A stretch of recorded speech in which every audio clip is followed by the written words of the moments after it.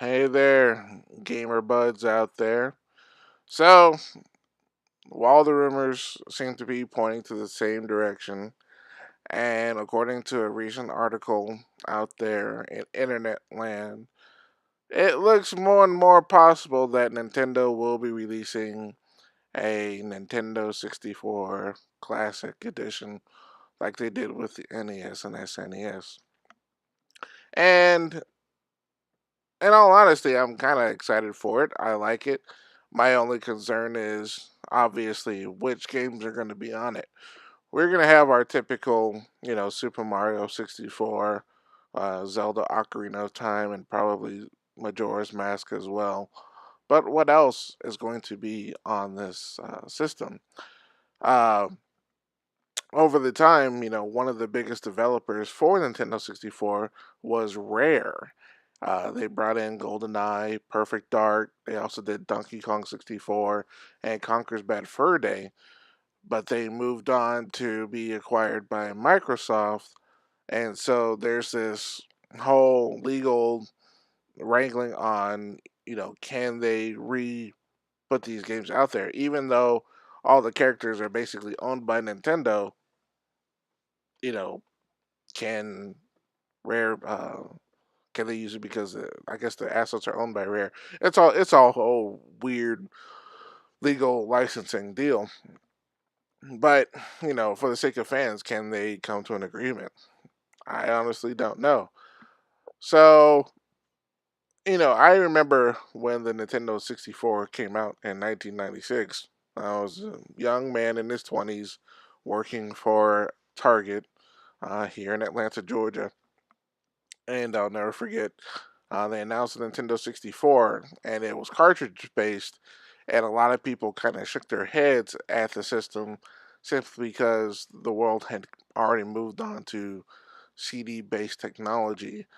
We had the TurboGrafx CD, we had the Sega CD, we had even the Jaguar and its CD, we had the Philips CDI, um, and the Sega Saturn, and as well as the Sony PlayStation. So the CD technology was out there, and it was a far more robust level of technology, simply because you can have CD quality audio, you can have a lot more memory placed on CDs, and the price of cartridges were just insanely high. With the Super Nintendo, a lot of games that were placed on uh, the Super Nintendo were going into the $70-$80 range, more expensive than games are today, simply because they needed larger memory chips. Uh, Case in point, the very first edition of I'm sorry, it's not Super, Street Fighter 2 was released at $75, and it was a 16 megabit chip or megabyte chip. I can't remember. And then Final Fantasy 3 was $70. Mega Man X 1 and 2 were both in the $70-$80 range. These were expensive games, but at the same time, these games were coming out on the Sega CD for 30 or $40. Simply because the CD technology held more memory and they were cheaper to produce. A typical CD cost about $2 or $3. A lot of the games coming out on the Sony PlayStation were hitting the $30-$40 range. And so with the Nintendo 64, a lot of people were questioning if this was a good business practice because price wise, Nintendo could not compete. And we saw that with a lot of their games hitting the $50-$60 range.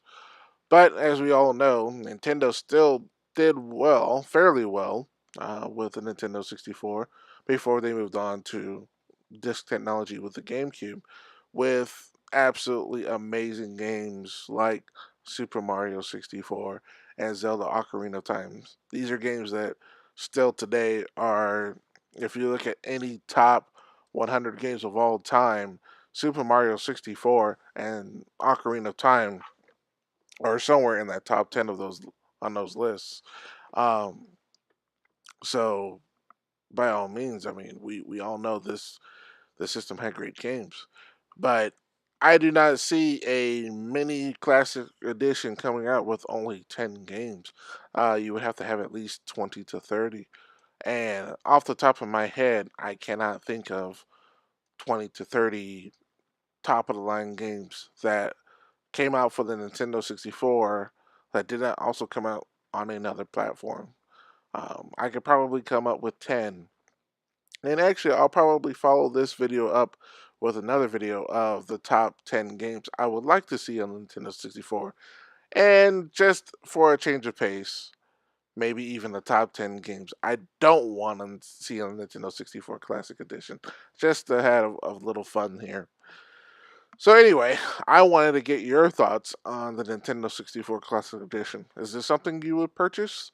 And how much would you pay for it? The NES Classic Edition, I believe, was within the $70 range, and the SNES Classic was in the $80 range. Uh, do you think this would be the same price point for the Nintendo 64? Also, what games would you like to see on it? And as a bonus question, do you think Nintendo is going to make enough of them so people aren't able to snatch them up and sell them for ridiculous prices on eBay?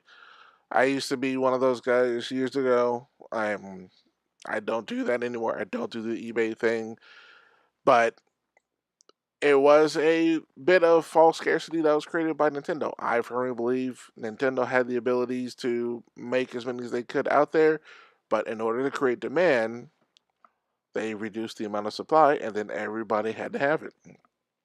And so all of a sudden, you saw these things going for $200 or $300 in the secondary market.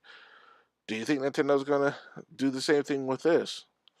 And at the same time, do you think it's even worth it considering they could put it on the virtual console with the Nintendo Switch Online service that's coming out in September? Tell me what you think. Anyway, like I said, this is just rumors at the moment. We'll find out for sure probably at E3, which is in the next couple of weeks. So post in the comments below what you think. What games would you like to see on it?